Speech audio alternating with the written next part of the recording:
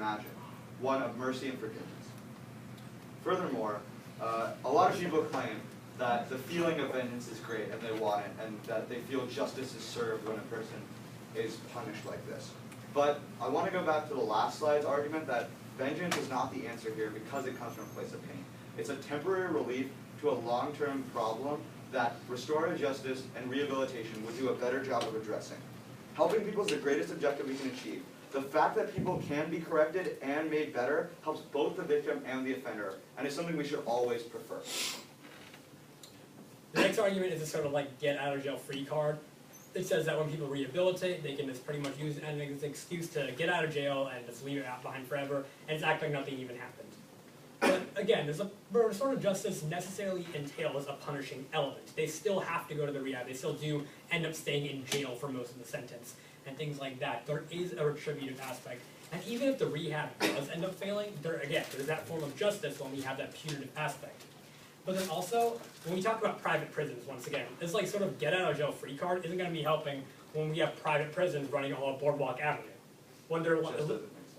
Yeah, it just doesn't make sense. When the system is stacked against the prisoner, we can't claim that this is the get out of jail free card. It's simply a correction of previous wrongdoings of the justice system. And also, we need to make it really clear here that when we talk about rehabilitation, it doesn't mean checking into a psychology ward or a psychology office and then walking out onto the streets. There's clearly a degree of isolation from society until they are ready to be reintegrated. But it's one that gives them the ability to reintegrate and condemning them back into the prisons. What this means is that, going back to the earlier point as well, that a small inequality in larger sentences, once you're in a culture of violence, once that's the only place you fit in, once people have the interest in having you return to jail, a 10-year sentence can become a life sentence because you don't have another option. And now the final argument is about deterrence. People, again, think that it's like, well, if I put the laws in place, people aren't going to want to commit crime. And if we don't have these punishments, they're going to be free to steal all the Twinkies that they want. And isn't that just a little sad? Well, the thing is that this is false altogether. Like we already said, studies have concluded that rehabilitation lowers the rates of crime as well as the recidivism rates. And then also, here's the other important thing that we need to bring up. We assume that we know the mindset of a criminal, when that's simply not going to be the case. We assume that a criminal is going to go there and be like, well, if I go ahead and rob this bank, I'm going to get like 25 years in prison. Yeah, I think it's worth the risk. That's not what they're thinking. They're thinking, man, I have nothing right now. I really need food. If I go rob that bank, I might get some money so I can buy food. So there's a risk I'll be incarcerated, but I need the food. So I'm going to go get the food. So that's what the thing is, that we don't know exactly, we assume that we know exactly what they're thinking, but the thing is that they're not thinking that mindset always. So hunger, necessity, desires and needs short-circuits a person's ability to objectively weigh a punishment. So that means that we have to prefer rehabilitation because we can't really know that a person would weigh it as objectively as we would. Okay. So the scales, big, simple, and justice. But we're going to focus on rehabilitation versus retribution. Rehabilitation is love-based instead of fear-based. It's a permanent correction instead of a band-aid protection. Instead of throwing the person in a jail cell, when they get out, throwing them back in, it looks to remedy the overall problem. The fact that prisoners have outpaced the ability of the government to put them in prisons proves that we need to address the actual root causes that are creating all this crime, the societal issues of people and the communities. Also, rehabilitation is based in mercy instead of vengeance. We've talked about the idealism that we should be driven towards mercy and not vengeance out of a place of pain. It is healing instead of exchanging pain for monetary value or something else. And as we've seen from the summit so far, mercy is a virtue we want to promote. Finally, I would argue that rehabilitation is divine justice. Not in the form as lightning strikes you down, but one that looks at both the people in a situation and recognizes their full humanity in a way that we are often incapable of. That mother was incapable of viewing the offender as a person for 20 years. But we are called to do that as soon as we can and as the system as a whole. I would argue that retribution is a man-made justice that is self-fulfilled, that only looks to fulfill our desires for vengeance, that are inherently selfish and don't actually create change.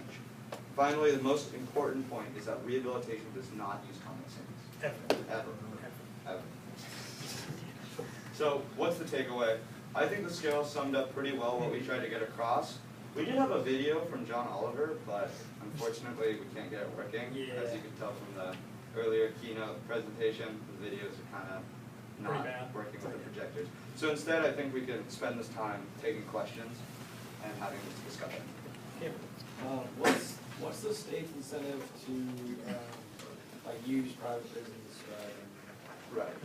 So in the status quo, we have too many prisoners, government doesn't have enough buildings.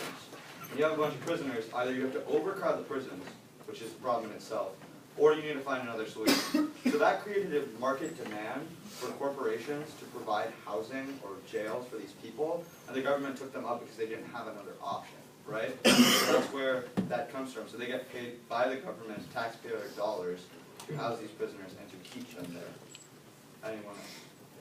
Jacob? I'd like to know where you got the statistics on Roe and dishonesty. We talked to the dean about that actually. We talked to him for a good half an hour to an hour, and we just talked about how like things happen. There's actually a giant spreadsheet of every offense over the past like 7 years A of like how lot many more jugs effort occurred. goes into giving jugs. Oh yeah. So next time you get a jug, feel special. Feel real special.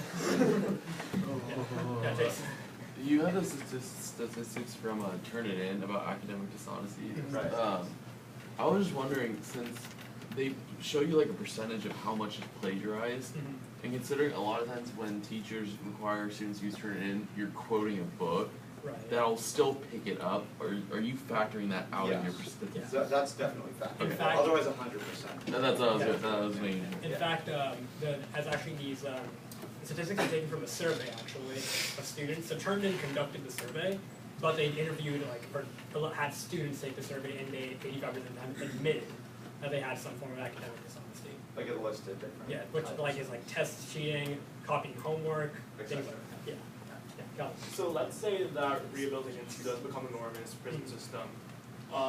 But then how would you approach, like, let's say is a situation with a mother and that prisoner who does have the death sentence for life.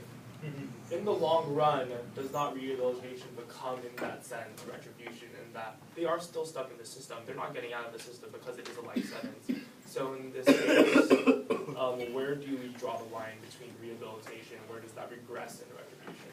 Rehabilitation always has the opportunity for the prisoner to change. Retribution always forecloses that possibility. The life sentence, you don't deal out life sentences when you give rehabilitation. That just doesn't make sense. That's not rehabilitation.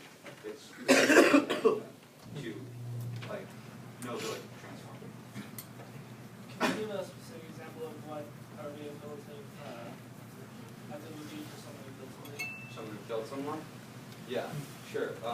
You did the stats. Do you have any, or should I? I didn't think, yeah, like, I couldn't find a specific example as to one. There's like therapy certainly out there, like that tells people like psychologically, analyzes them, things like that, helps them get to the root of the problem. So a couple aspects that are usually common in the few, like, that degree rehabilitative programs that we have in the U.S. I'm pretty sure the major aspect is psychological, because there's obviously there's one of two things is wrong. Either A, the person can't tell right from wrong, which is usually a defense in like court, but we would say that it's not just that they can't tell right from wrong, it's the second issue that they can't stick to what they know is right, even if they do know right from wrong, or like they haven't determined really what is right or wrong, even if they have the ability to. So giving them that opportunity is critical in order to change that. And like we saw with the runner in the video, was that yesterday? Yeah, Yeah, a couple days ago, like programs, outlets, possibilities are all key. We can't give up on the person, we need to formulate strategies for them. And I think that discussion is valuable and we should probably like focus on it more, but we need to build the case first before we can extend it. Yeah. Anyone else? Yeah, Hayden? How would you guys suggest in a real world situation the first steps to transforming our prison system today, whether it be lobbying or what kind of jobs could be created out of it? Right. So you, Okay. didn't find something? So, I think lobbying and petitioning are big ones. I think that continuing to talk, like, in debate, I use an affirmative that talks about Diego Garcia in order to promote, like, awareness about it, so that we can not have an objectively militarized view. That's just an example. So continuously talking about this with people brings a consensus. When there's societal pressure, when people don't vote for the politician that's continuously like throwing more and more people into prisons. The vote, the way that our system works is that national identity, that consensus on, at least a majority consensus, on what's right and what's wrong will spill up as long as there's enough pressure about it. Lobbying would be great. Unfortunately, I don't know enough about how lobbying starts to get into that program, but I'm sure there are programs out there that are already working towards this, like BORD. Yeah, more. Yeah, BORD. So organizations right now would work. Yeah, Jacob. So you talked about separating genuinely dangerous people from society earlier. How would that be any different from the current retributive system? Right. It's a good question. That is a good question. So, again, when we have the rehabilitative standpoint, we believe that there is a way as to how we can correct these people, as of right now. Because of that, we wouldn't necessarily have these life sentences on anybody. There would not be a death row, so to speak, because there would always be a chance that they could fix themselves and rehabilitate in some way. I also want to answer that with, we're not saying that separating people is retributive, right? You separate, you get someone out of a situation when you don't want it to escalate further or anything else, right? Does that mean you're enacting vengeance on a person? No. We're simply taking them out of the system so they can actually reflect on it and build the skills, abilities, morals, ethics they need to re-engage that system. And also, the fact that it's not a life sentence is really important because it proves that we believe in their transformative potential. Anyone from this side of the room? Because we haven't really gone. No? Okay. Anything, like ask me how my day was. How was your day, Maanik? Yeah, absolutely. Okay. How was your day? It was good. So, kind of like in the retributive system, like prisons are these dark, violent places where people kill each other and do other things. So, for the large majority of the population that's in for nonviolent drug offenses, like what kind of programs could there be instituted in prisons to help them rehabilitate themselves? Right, so imagine Brophy, right? We're a restorative justice community, which is why I think personally, going back to your question, what's your name again? Sorry. What's your name? Cameron asked earlier about how people see like drugs as a status symbol. I don't think that really happens at Brophy. I don't think anyone truly sees it as like a status symbol as much as maybe at a public school or at another school that exercises retributive justice, right? So, at least I don't think so. Some people might disagree with me. But anyways, when you have a community of people who are all working towards bettering themselves instead of just like making it through their prison sentence alive, right? That necessarily means that there would be less violence in those situations. Also, when we throw nonviolent offenders into just prisons with the violent offenders, it can actually escalate the level of their crimes they can do because they've just seen so much violence taking place there, right? So there's obviously the idea of separating nonviolent from violent facilities of rehabilitation. But one interesting point I saw that was brought up was that it always, like, the idea was that we separate each by their offense, right? But when you have a community of different people all growing themselves in different ways, you can look to others for inspiration. You can look to others who are better or worse than you. You can, like, help a person up, or Senators, take please pardon the inspiration. interruption. So it might be important. This concludes time for our. Thank you, guys. Thanks, everyone.